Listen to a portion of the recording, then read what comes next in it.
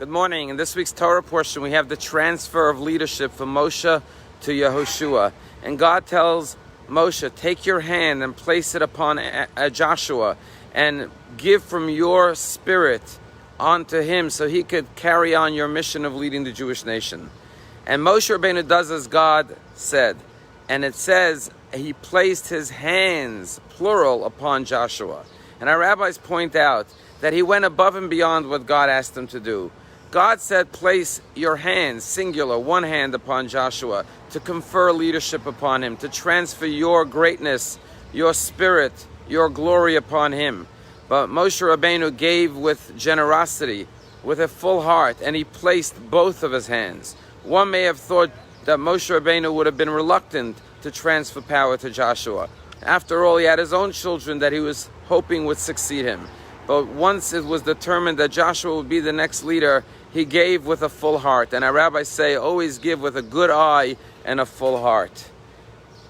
In the story of Avram Avinu going into the land of Egypt, it says that before he lands and arrives in Egypt, he says to his wife Sarah, say that you are my sister, not my wife. Because if you're my wife, they may kill me to take you as a wife in Egypt. And the rabbis ask, why did Abraham have to say that you are my sister, not my wife? Why didn't he just say we're not related at all?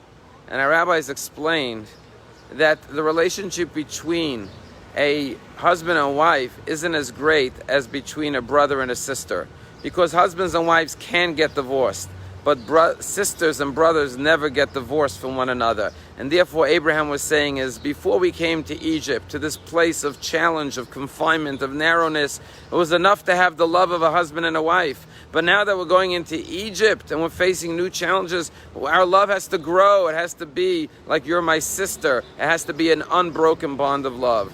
When we see what's happening all over the world, we see what's happening in Surfside. We saw what happened in Boston yesterday where a rabbi was stabbed 9 times, an anti-Semitic act.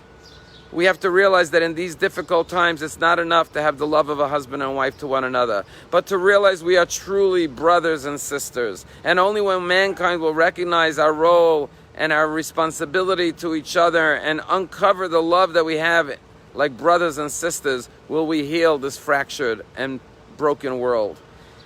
Rabbi Sholem Ber Lipskis, the rabbi of the Shul Bel Harbor, told a story yesterday that he has been comforting grieving families for a week now in Bel Harbor and Surfside. And he was walking down the street, and a man and a woman were walking towards him, and they were weeping. And the man came over to him and said, Rabbi, can I give you a hug? And the man hugged him, and as he was hugging him, this non-Jewish man, his tears were falling down the jacket of Rabbi Lipsker. And when he stopped crying and he looked at Rabbi Lipsker said, what happened? He said, I just got word that my son, they found his body in the rubble. And the man was weeping, and he said, I've never seen the Jewish community so united and caring not just for their own, but for every member of the community. You helped arrange so much relief efforts and brought in the Israeli rescue mission. And that helped bring my body, the son of my body, to be uncovered sooner than it would have been. And I found closure sooner than it would have been without your help and intervention. I will forever be grateful to the Jewish community. I will always remember that this is what the Jewish people are all about. All of us have to be like brothers and sisters. We have to come together. And like Moshe Rabbeinu, we have to place not one hand, but 2 hands on one another. Embrace each other with a full heart, with a good eye, to see the good in each other, to shower each other with love and kindness. And only then will this world begin to heal and come together in a way that we will only know goodness, happiness, health, and blessings. Shabbat Shalom.